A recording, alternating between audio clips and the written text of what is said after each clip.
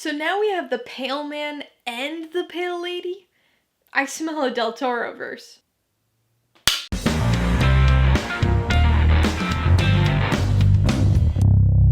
Hey everybody, welcome to Mainly Movies. Today I'm going to be talking about the 2019 mystery horror film Scary Stories to Tell in the Dark. If you're new here, please consider subscribing for a variety of movie-related content like reviews, rank lists, and trailer reactions.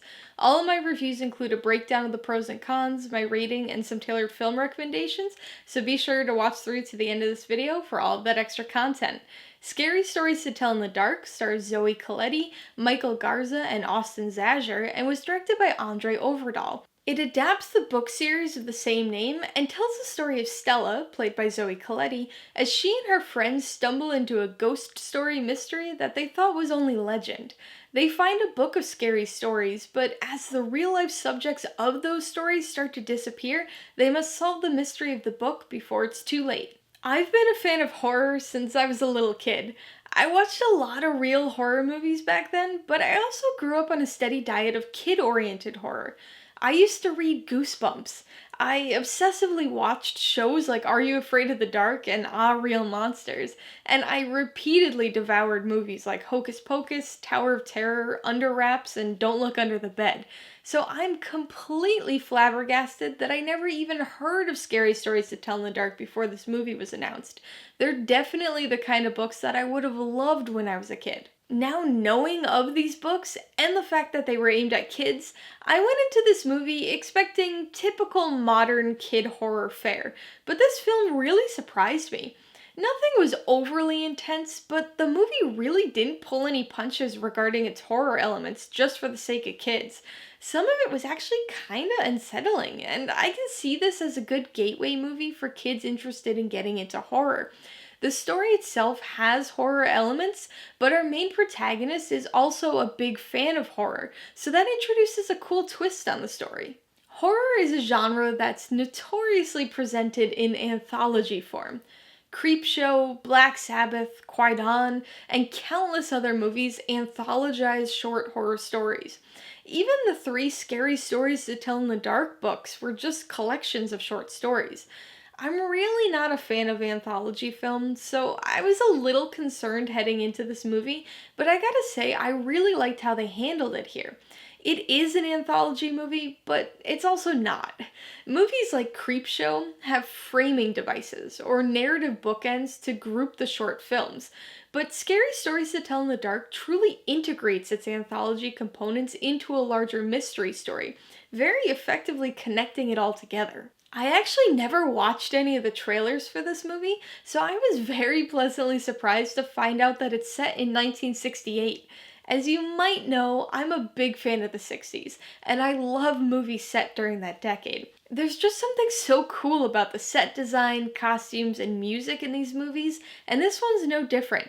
We only really get one song at the very beginning, fittingly Donovan's Season of the Witch, so that was a little disappointing, but I still like the time period setting.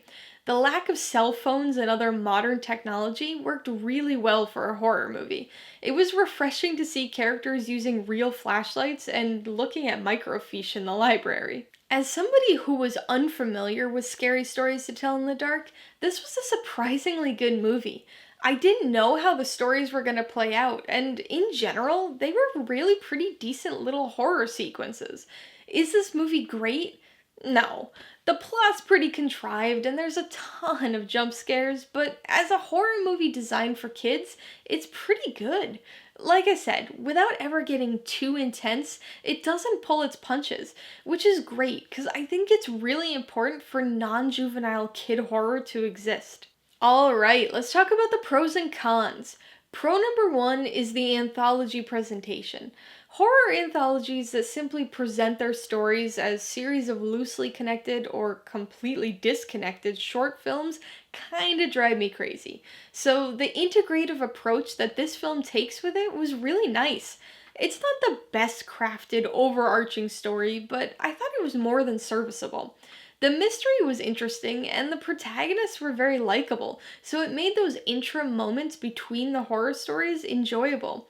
The 60s setting was just a cherry on top. The second pro is the creature design. The stories themselves weren't all of the same caliber, but the ones that featured creatures or monsters were all pretty unnerving. Guillermo del Toro served as a producer for this film, and his influence on the creature design is very apparent. The Pale Lady and the Jangly Man are especially creepy, and with their exceptionally unsettling movements, I was really surprised to find out that Doug Jones wasn't involved with the project. As far as cons go, my biggest issue is the predictability, specifically with the characters. The overall plot was pretty predictable too, but I don't really count that against the movie because it might not be predictable to horror novices. But the characters, I don't know. They weren't bad, but their development was just really generic for the most part. The only characters that stood out in any way were Stella and Ramon. Everybody else was kind of just there, doing exactly what you'd expect their characters to do. I'm gonna give Scary Stories to Tell in the Dark 3.5 out of 5 paws. I went back and forth between 3 and 3.5 quite a bit, and it's still very borderline, but this one just surprised me as a solid kid-geared horror movie. I would recommend Scary Stories to Tell in the Dark to people who like kid horror movies, especially ones that aren't pandering or overly childish. I think this is a great gateway horror movie for kids and even adults who are looking to ease into the genre. Preteens and teens won't have any problems with this movie. Younger kids will probably get decently freaked out, but I don't think that's a bad thing.